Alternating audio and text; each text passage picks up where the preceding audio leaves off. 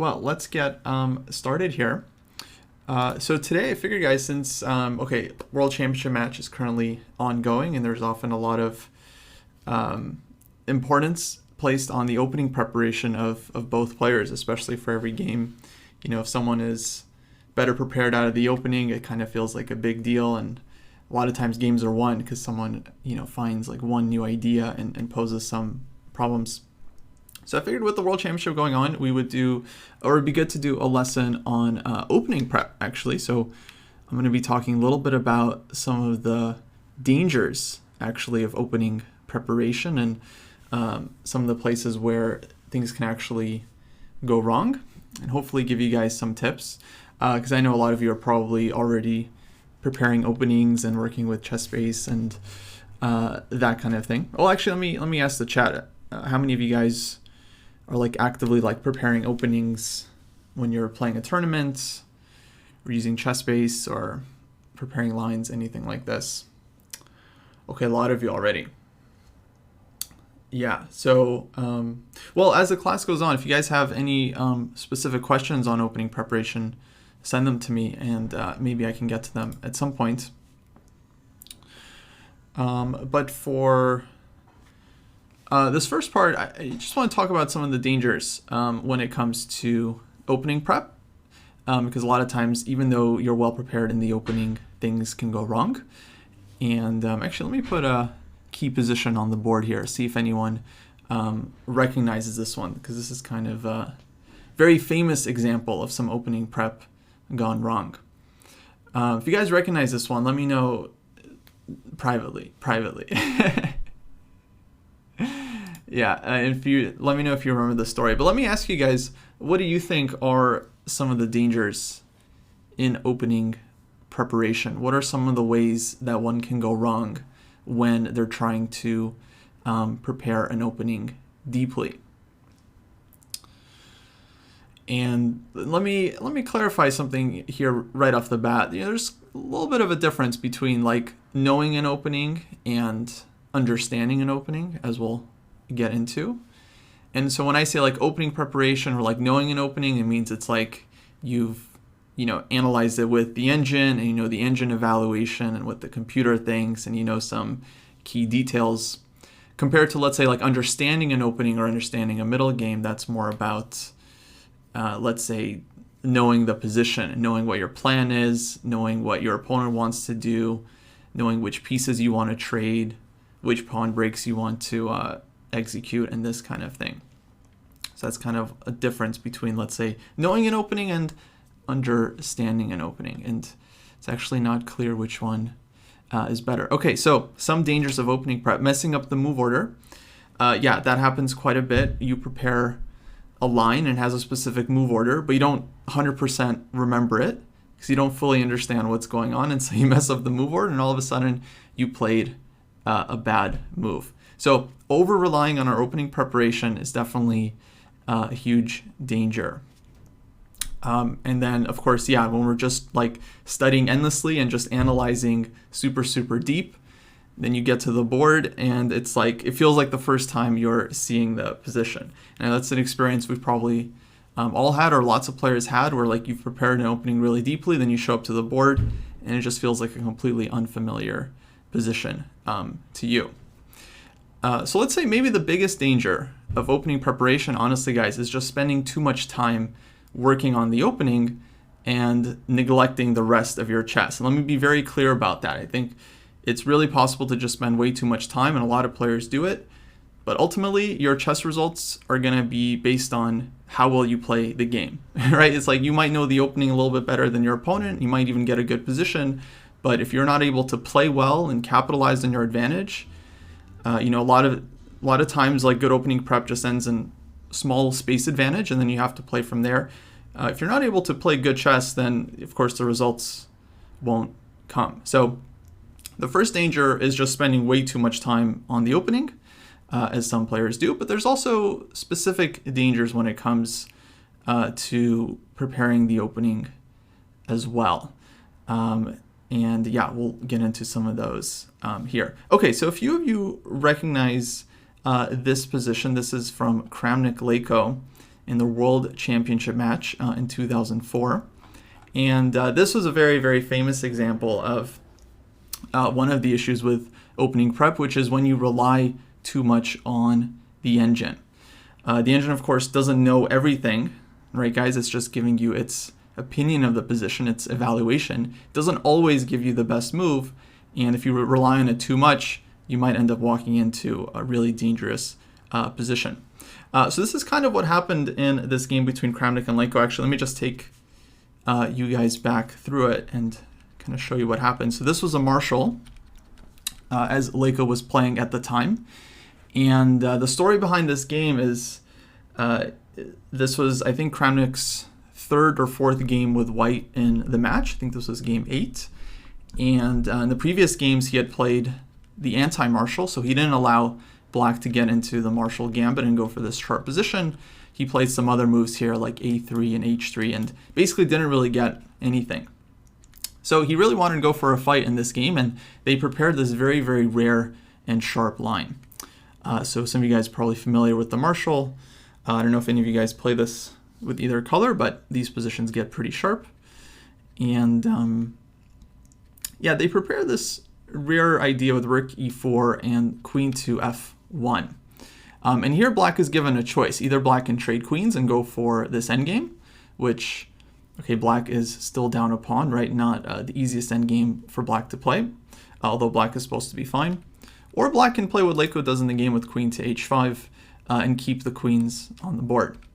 So here Leko spent a ton of time. I believe he spent a full hour on this decision, trying to figure out what to do. And this is one of the advantages of being really well prepared in the opening. If you catch your opponent in some line that they're not really familiar with, then of course they have to spend a lot of time trying to figure it out. Either they make a mistake right away and they fall into some kind of trap or bad position, or they're able to find some good moves, but then of course they have to burn a lot of time doing it, and maybe you still get into some kind of fighting position, but you have a big time advantage on the clock. So that's of course very useful. Okay, good question from the chat. Why do people still allow the Marshall? This game was from 2004, so it was a different time back then. Nowadays, I think, yeah, you do see a lot of players playing more like anti-Marshall systems because they don't want to get into this crazy, crazy mess. Because everyone saw what happened to Kramnik in this game, and they're wondering, wow, maybe we shouldn't play like this from White's point of view.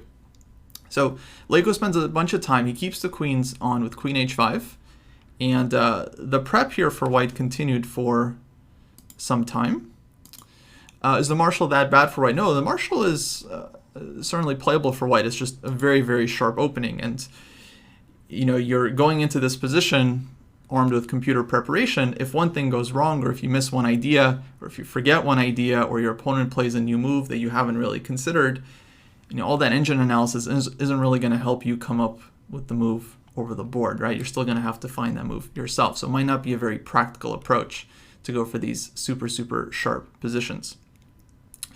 So their prep here continues. f3, Leko goes knight f6, rook e1, rook e8, takes.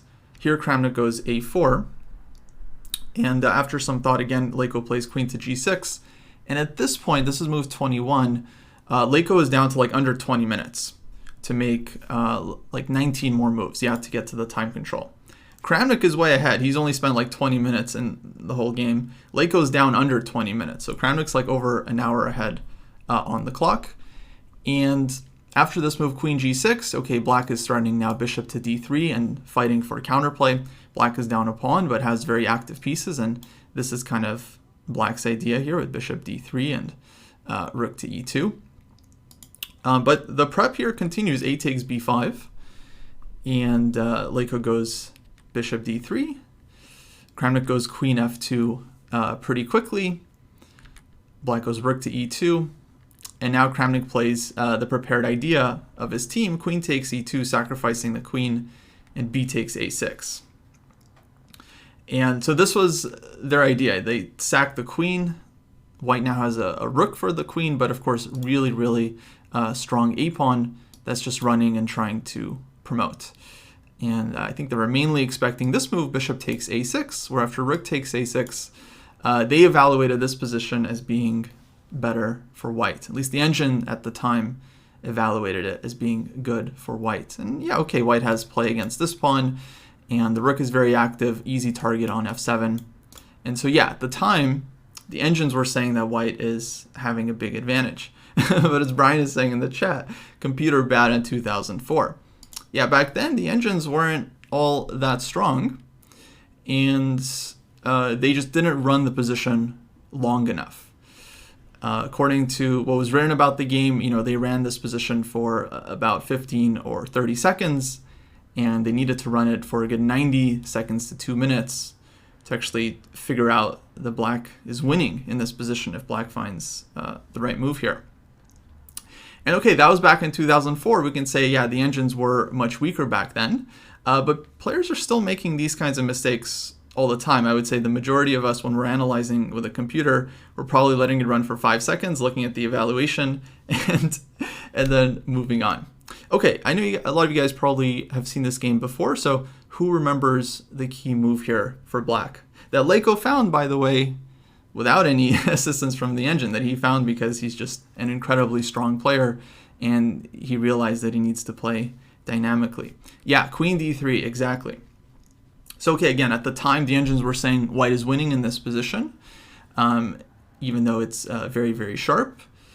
And at the board, once they got here, Kramnik now realized, as he was calculating, that he is in big trouble, because if white plays a7 here, how does black actually continue? Queen e3 check. White goes king to g2, and now, yeah, bishop takes f3 check, knight takes f3, queen e2 check, king to g1. And this is the key move that, I think this is the move that the engines just kind of miss from afar. At least back then, because I remember analyzing this one because I was very curious. And yeah, back then the engines were saying like white is winning, white is winning. Then you get to this moment and the engine spots knight to g4. And all of a sudden white is getting mated. Yeah, exactly, because now there's no defense. Queen f2 check, queen takes f3, and then mate. Well, immediate threat is, yeah, exactly, check, take the knight, or check, queen f1, knight f2, also mating. And yeah, white can promote with check. That's a lot of material, but after king g7, there's no defense. White can only prolong until they get mated. So sitting there at the board, Kramnik figures this all out after queen d3, realizes he's losing. He tries king f2, and then the attack is still, anyway, too strong. Takes, knight e4 check. And yeah, white was just getting mated.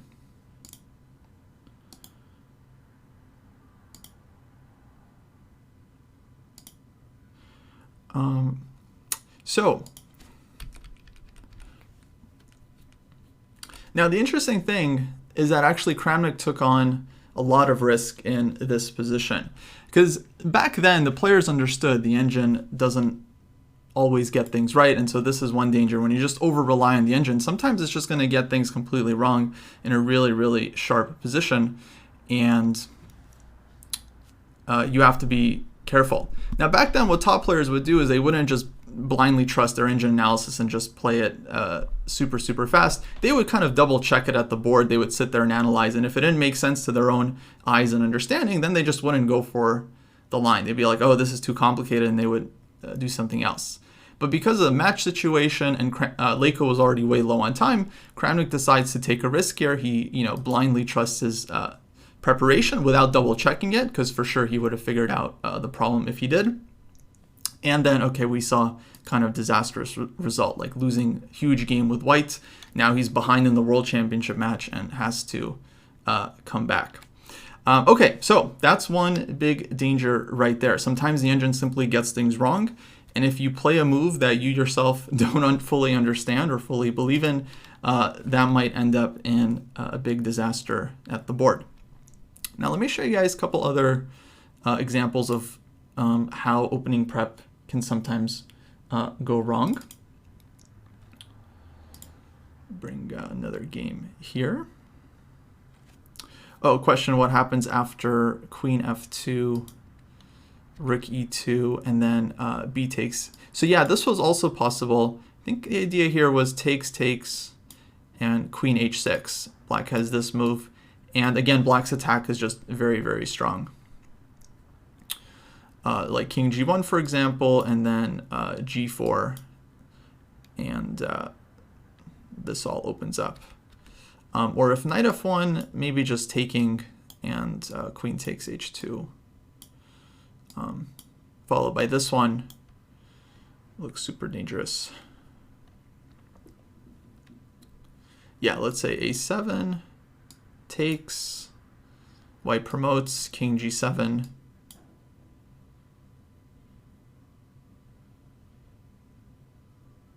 Bishop e3. Oh yeah, actually it's still still pretty complicated, right? Yeah. Yeah. Well, actually, let's check this one. Let's see if we have anything else. Knight f1.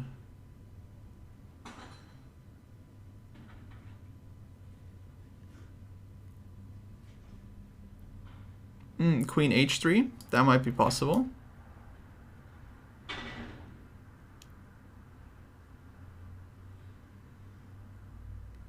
Yeah, bishop g5.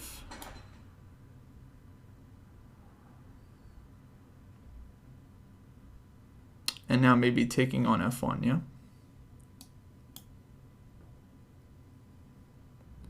Looks really scary. Yeah, rook takes f1. Let's say takes this.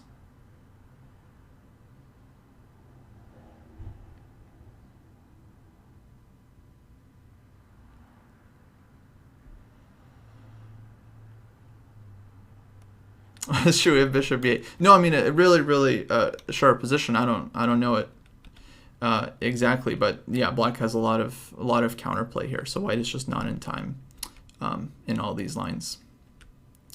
Yeah. Okay, so I'll show you guys another example. This one comes from my games, and this is something that a lot of players do when they first kind of start preparing openings, and so I'll just share this story with you guys so that you don't fall into the same trap that I did. So I was preparing a game. I was playing white against FIDE master Eugene United. Plays a lot of open tournaments. Some of you guys might have played him as well. And of course, Eugene is a big King's Indian player. So I'm a d4 player, and I'm expecting to face the King's Indian. Exactly. Yeah. So I remember preparing, and this was one of my first times preparing for an opponent, so I looked up his games, and I remember seeing a game where he lost very quickly in the bayonet attack, which I think maybe I'd played once or twice up to that point. I'm not really sure. But I saw he lost this game where he played knight e8, and his opponent played kind of rare move queen b3. Main line is, I believe, to play for knight d2, c5, knight c4. Kind of a little bit more aggressive, but queen b3 is kind of a rare approach. But white totally crushed that game. That game continued f5, c5, black played h6, white played a4, black played king h8, knight d2. So both sides are getting their play going. Black is now coming towards white on the king side, and white is just throwing everything on the queen side. Knight b5, rook to g8, bishop b2, bishop f8, rook c1, g5, and now white broke through with knight takes c7 and was totally crushing. Queen takes c7, c takes d6, opening up this one, and also targeting e5. So now after queen takes, knight c4, this was just totally devastating, and white went on to win pretty convincingly.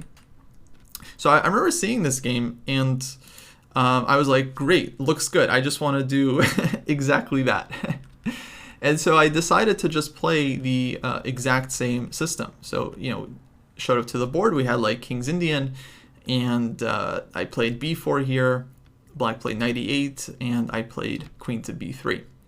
Okay, so let me ask you guys, what's the issue with this approach? Why is it maybe not a great idea to just try to directly copy what your opponent has already faced in previous games? Why might that not be such a great strategy?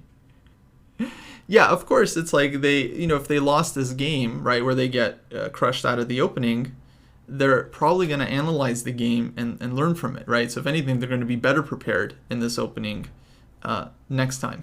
Not everyone. Some players, they lose a game and then they get really upset by it and they don't want to analyze it, and so then they end up losing like in a similar way again because they didn't really learn from it. That happens too. Don't do that, guys. Try to learn from your losses. But many players, especially like tournament players, are going to be analyzing their games quite a bit, and yeah, especially if they get crushed, then they're definitely going to check that one and learn for the future. So it's a little bit naive to think that your opponent is not just going to improve on their past games. Now, one thing you can try to do is you can try to target the games where your opponent won. Right? A lot of times if a player wins a game, especially if they win easily, they might not check it as carefully if they made any mistakes, especially if they like played kind of a sketchy opening, but then they ended up winning the game. They might not want to change it or even think they need to change it for next time. And then maybe that's worth targeting if you think that's not such a great line that they're playing. But anyway, this is kind of the exact opposite. And predictably, my opponent improved on his previous game. Here, okay, a4 and knight d2 is played by white. I started with knight d2. Now f4 is played, a4, g5, and compared to the last game, here black doesn't really waste time with moves like king h8, rook to g8, just immediately gets the pawns moving on the king side, which is a much better approach, as now black's king side attack is a lot faster. Black just doesn't need to spend all these moves on king h8 and so on.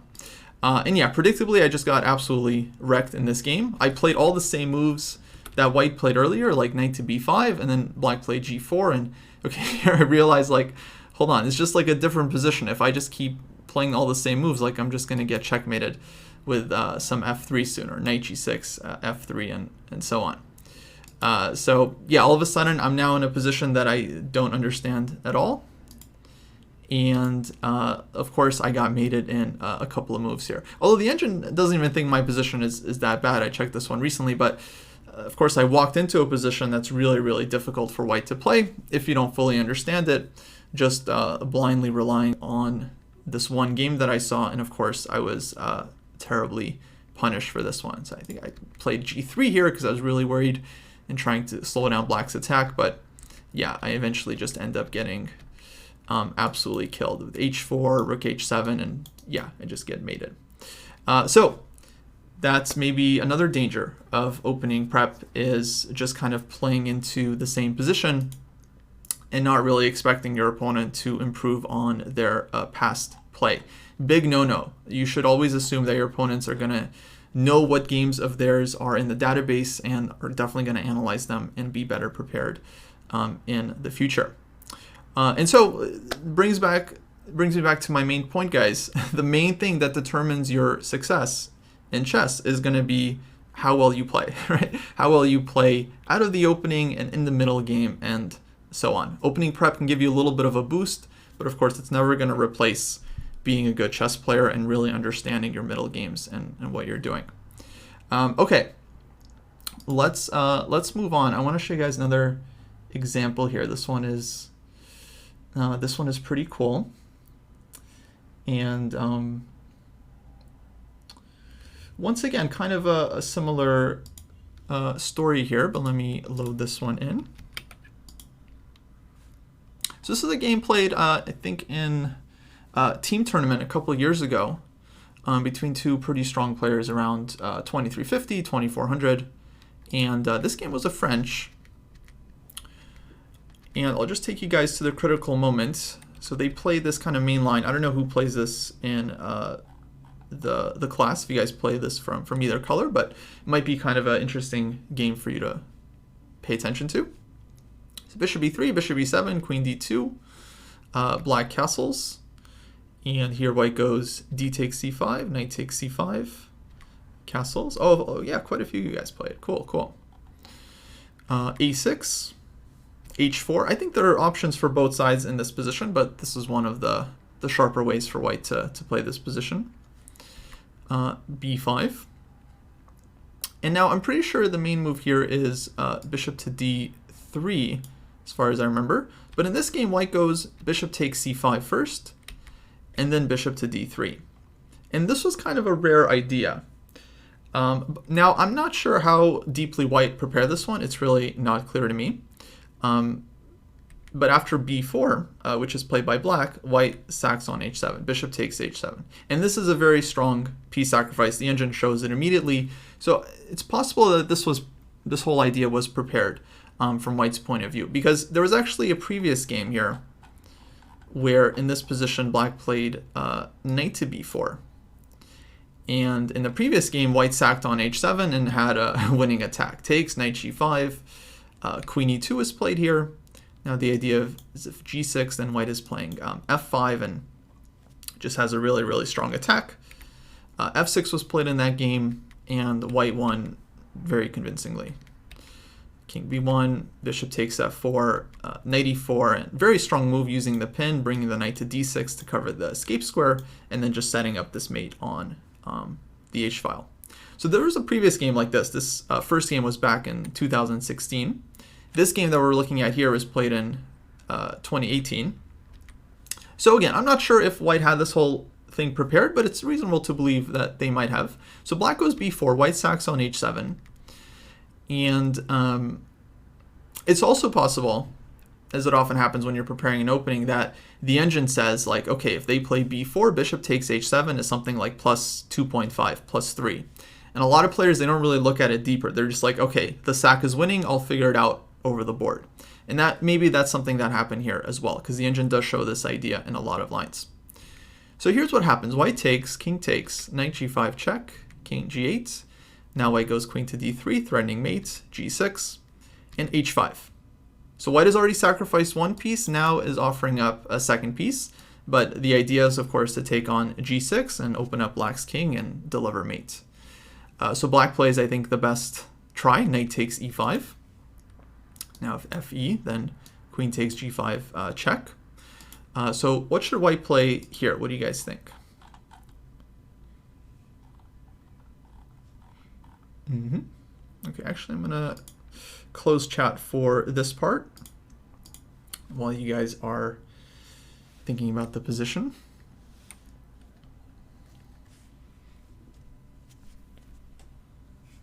Yeah, and here we're going to get into a scenario where sometimes happens. You know that the engine thinks you're winning, right? So you might have, analyzed a similar continuation, or you might have seen this exact position in your analysis, and you might see that the engine is giving you +3.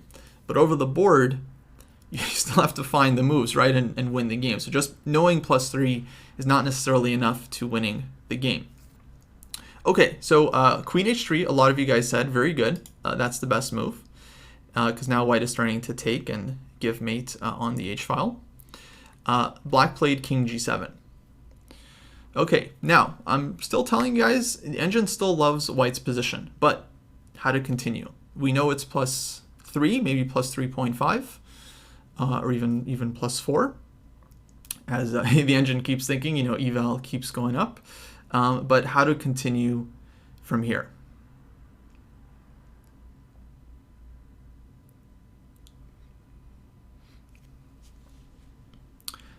Yeah, now Austin is saying, kind of simplifies things, because now it feels like a puzzle, so it makes it a little easier. Yeah, that's true. But my point here is going to be, even knowing the engine eval, sometimes it's very, very hard to find the right move. And so even if you know your position is winning, you might still end up in huge trouble in the game. Okay, knight e4, very strong move, very nice. So immediately this move would not be obvious to lots of players, and a lot of players might play something else and just already end up down a piece and lost. This is a nice move. It defends the knight on g5 and threatens to take on e5. Because if white were to, let's say, take here, for example, immediately, then what is black doing here? What's the problem with this one? Yeah, rook h8 is quite annoying, and white isn't getting the attack. Like rook h8, we can try knight h7. And now what should black play here? What do you guys think? Mm-hmm. Yeah, knight takes g6. And white has a check. But no real follow-up here. The rook on h8 is defended. Okay, knight f6, queen takes f6. And yeah, basically white has no threat, so black is fine. Now, so knight e4, very important move, threatening to take here. If black moves the knight away, then hg becomes a much stronger threat. Black played bishop e7. Now reinforcing the attack. So once again, if white takes on e5, then bishop takes g5 check, and black is absolutely fine. Okay, what to do here? How should white proceed? And again, you know the position is still supposed to be +4, but how to actually get it? That's the problem. Like, even knowing that you have like a huge eval here, it's supposed to be a winning position. It might only be winning because of one very concrete line that is, it takes an engine to find, right? It's very, very difficult for humans. So a lot of times, even if you get a good position, you get your prep in or you get some kind of nice trap in, you still end up in a position that you yourself have to figure out, and that might be pretty tricky. Okay, some guesses here for hg, rook h8, queen h7 check. That's a good try. This feels very engine-like. But let's see, takes, rook takes.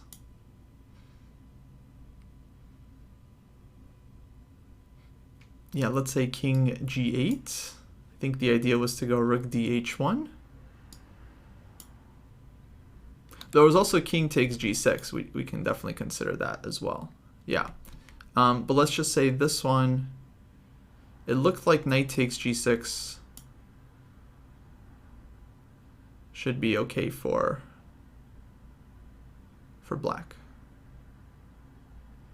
Also, you guys are saying bishop f6. Let's see. Yeah, doesn't seem like white is winning here either. Bishop f6 is fast. Yeah, I kind of like knight takes g6, just taking this one and covering h8. And if there's no mate, okay, then white is just down a queen. So this is not working. Any other ideas for this position?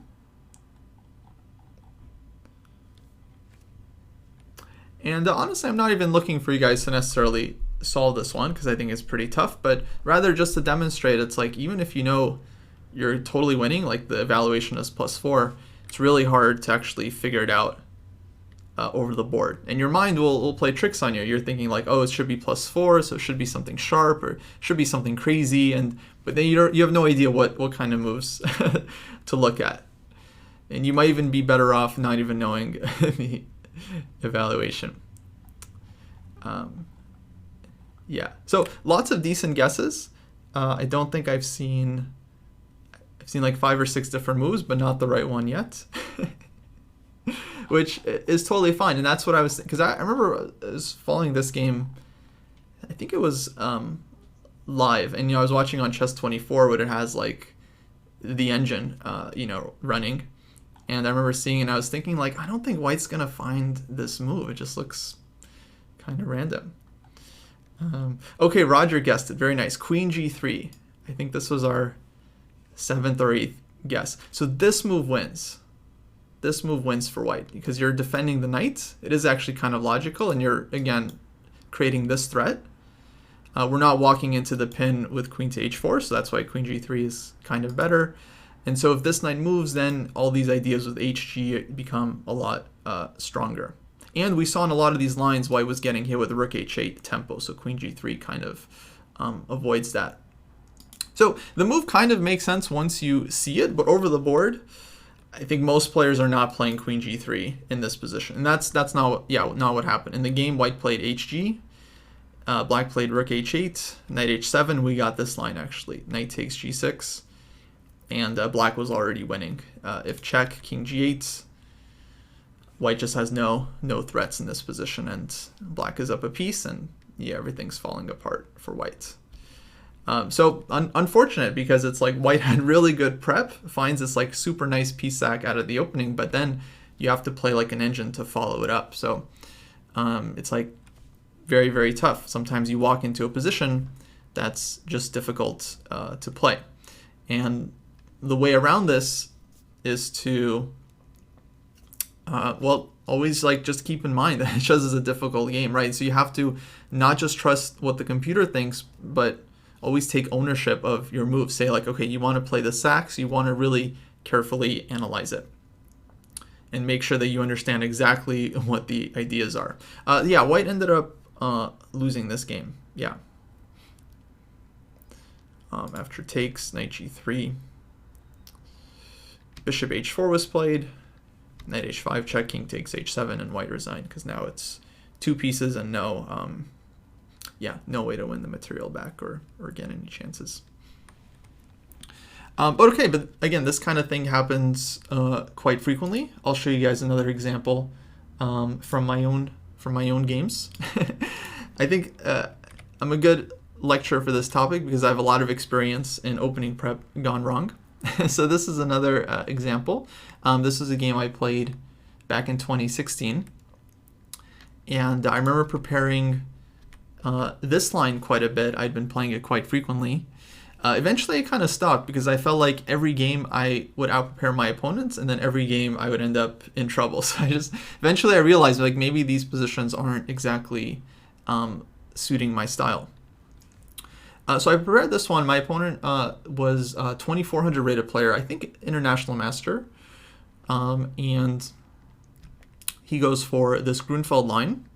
And one of the ideas behind this one is that against the Grunfeld, the point is to play a quick e4, and there's no knight on c3 for black to trade. So white gets to keep more pieces on the board.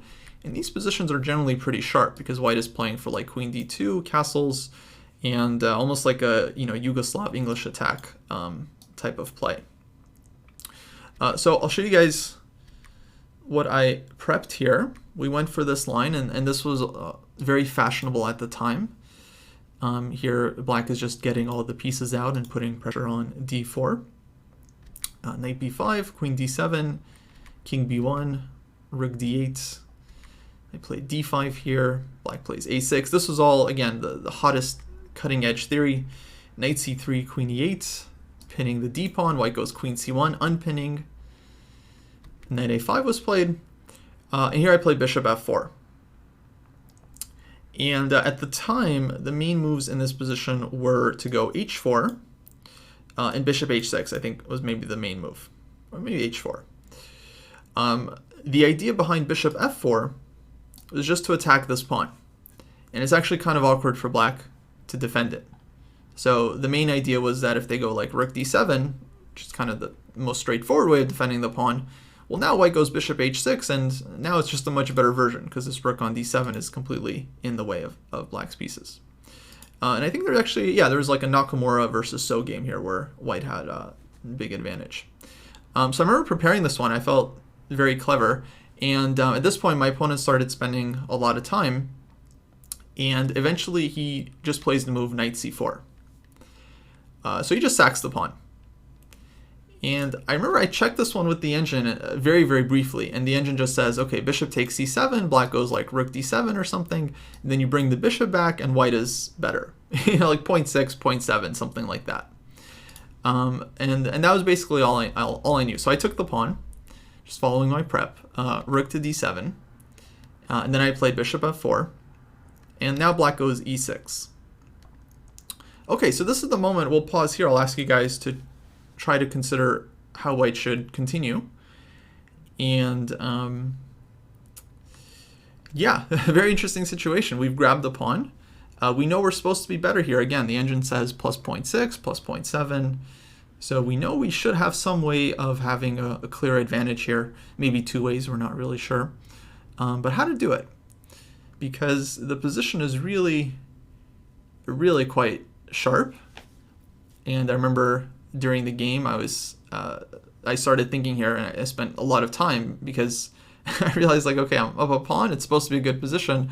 What exactly should I do here? Because my king is on b1. We've castled on opposite sides of the board. And of course, in positions with opposite sides castling, the initiative is very important. And here it just looks like, if I didn't know the computer eval, I would think white is in huge trouble. This bishop on g7 is an absolute monster. Knight on c4, of course, very nicely coordinated. And black has just played e6, trying to open things up even further. And yeah, if we take on e6, then minimum black has like rook takes d1, bishop takes e6, second rook comes in to c8, and it just feels like white's position is about to collapse. We're just like way behind in development. Okay, so any ideas here? Okay, got one suggestion for bishop takes c4, knight takes c4, and d6. And also a suggestion for knight e2 takes and knight d4. Just hoping to plug the diagonal. Though that doesn't really seem like a position where white is necessarily fighting for the advantage, right? Doesn't really feel like one at first glance. But let's take a look at this one. Let's say takes d6. So yeah, a couple different ways black could play. So yeah, e5 was mentioned. I would also think maybe b5 is another way to play the position, just playing for b4 and trying to get to the b2 pawn, or just bringing the rook to c8. But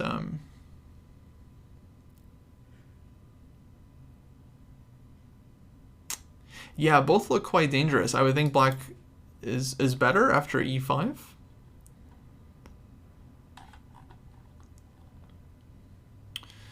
And yeah, and then b5 might be a chance to play for it even more. Austin's saying b5 not a big deal. Let's just take a quick look. All right, b5. Let's say knight e2, b4, knight a4.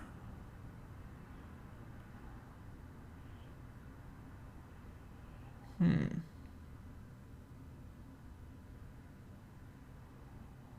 maybe black has to play something like e5 here. Because knight b6 is annoying. That's true. Yeah, maybe we played b4 a little bit too early. Maybe bishop b7 first. And then I just want to put the rook on c8 and then play b4. I'm not sure how white is continuing here. Yeah, I don't really believe it, to be honest. Knight a4 if I just go rook c8 anyway. Yeah, I think it's very tough for black or for white here. But okay, that's kind of the point. It's a really tough position. You guys are not the ones that got into this mess. I am. It's my fault that we're here. But that's kind of the point here. It's like, even though the engine is saying that it's supposed to be good for white, we can see from practical point of view, it's just like really hard for white to find moves here. There were a couple other suggestions. Let's see. Yeah, so knight e2 takes and knight d4. Yeah, also looks really risky. Maybe d takes e4 here. Yeah.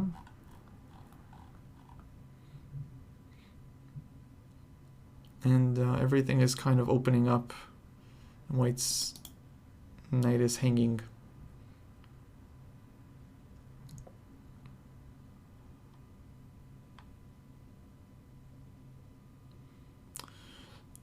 Yeah, so yeah, I think this isn't quite working either. Although this was the move I played in the game, knight ge2.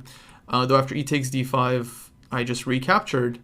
And this was a pretty bad choice, all things considered.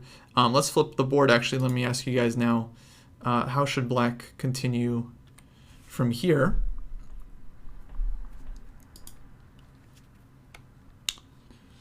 because black is, of course, playing for the initiative.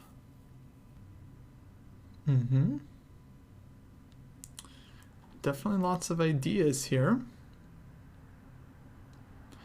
Lots of good moves here for black. Like, at this point, actually, black's position, I think, is just very, very comfortable. So it's not like black has only one way to get a decent game here. So any like normal move like rook d8, rook e7, like getting out of the way of the bishop makes a lot of sense. But there's also some more forcing ideas that black should definitely consider here. Yeah. Now knight takes b2. I remember during the game, I was not actually, I wasn't too afraid of this one, because after takes, knight a4 takes, at least white is getting 3 pieces for the queen. I don't know what the computer evaluation is, but it's probably not great for white. But at least I was thinking this isn't the easiest position for black to handle. And if the 3 pieces can actually coordinate and white can get the pieces out, then yeah, maybe one day white can be better. Although it just feels very, very messy. So I wasn't too afraid of that one.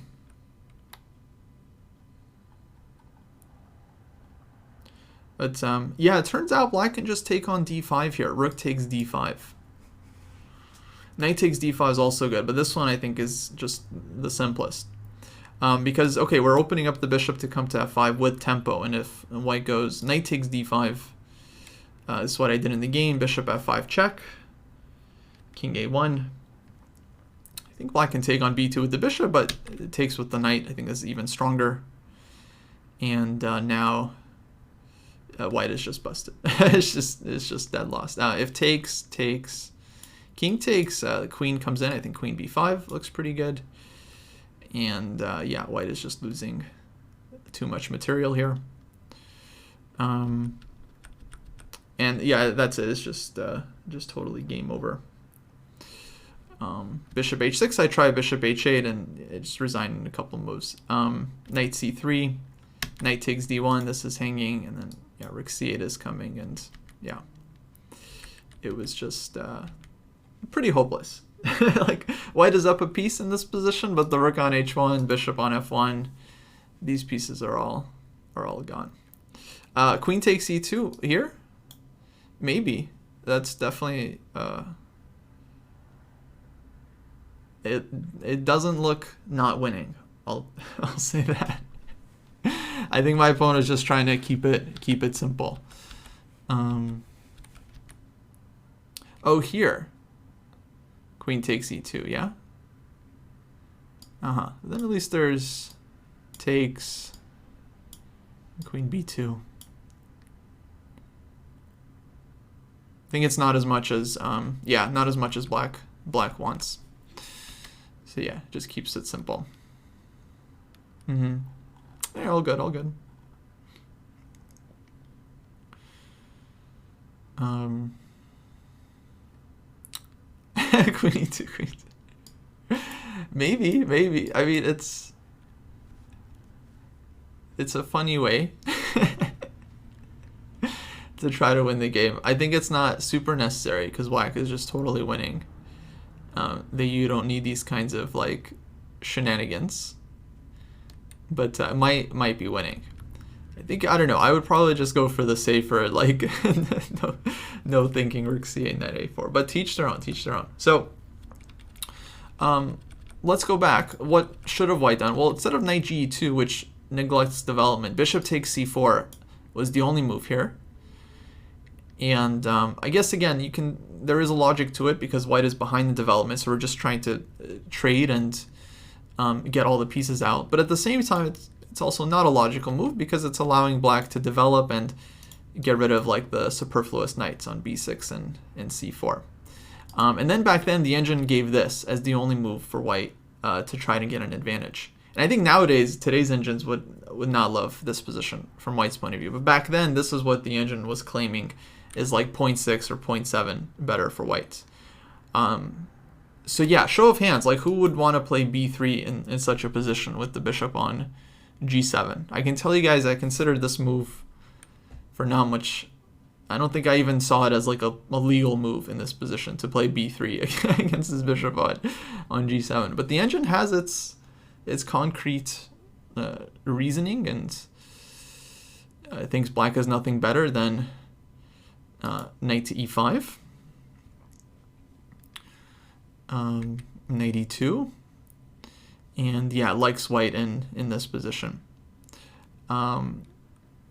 I don't know. I think from a practical point of view, very, very scary. It's not like our bishop is on, like you guys are saying that we have the dark square bishop, but it's not like our bishop is on b2, defending the diagonal. It's on f4, and so it just looks incredibly scary.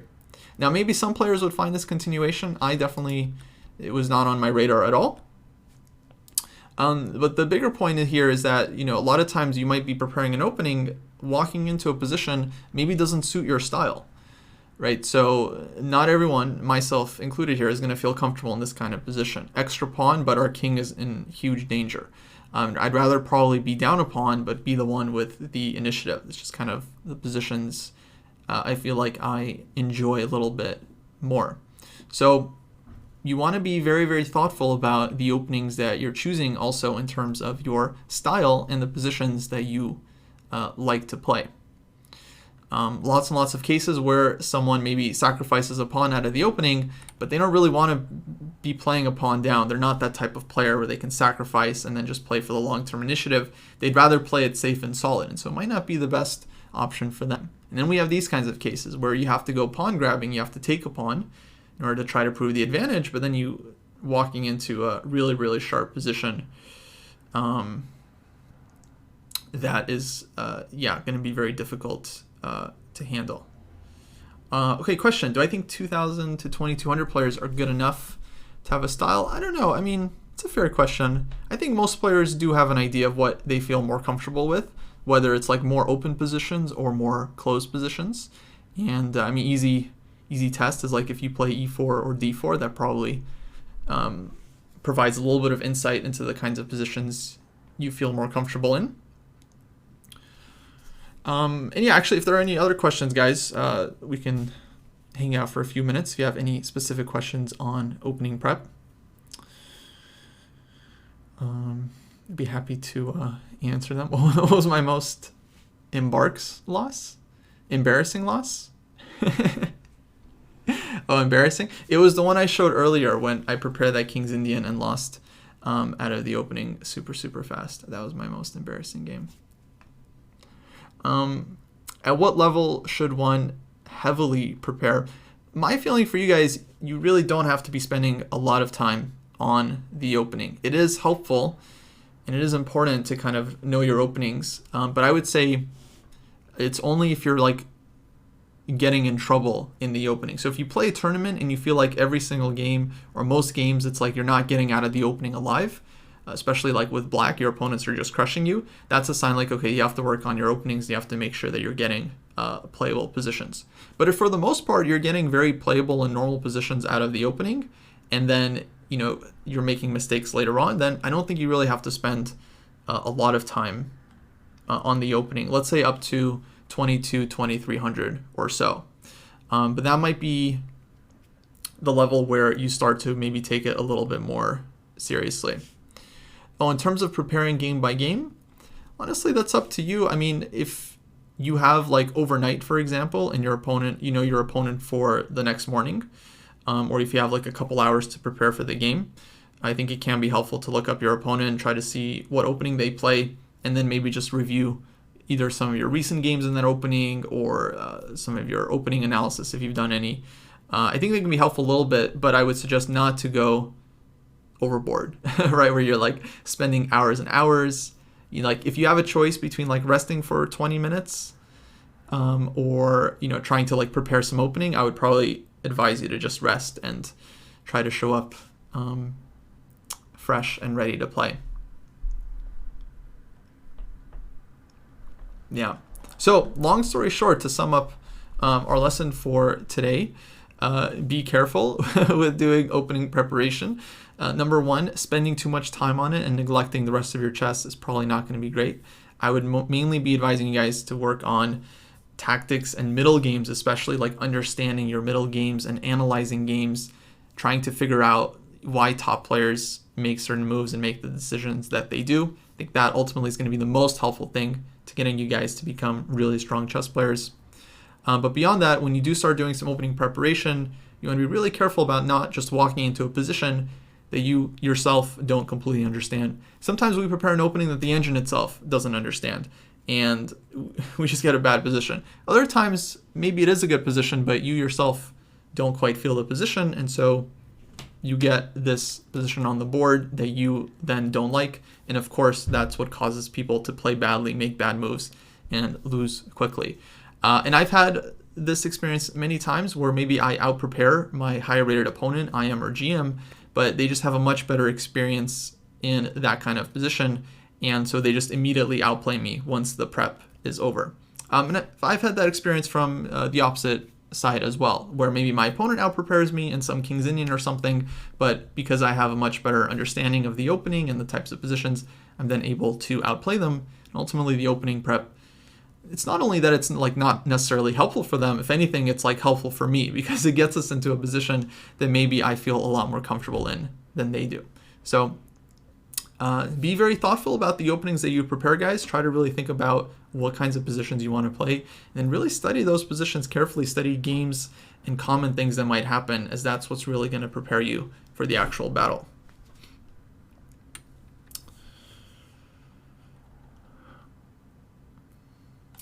All right, let's see. Austin asks, I just got to NM. How long do you think it'll take me to get to FM? 2 years, tops. Why don't people play A4 and stuff in the common moves? What do you mean, A4 like on move 1? Or what are you saying? A4 on move 1, it doesn't fight for the center, so that's why we don't see it too often. Okay, guys, I think we'll finish up the class there.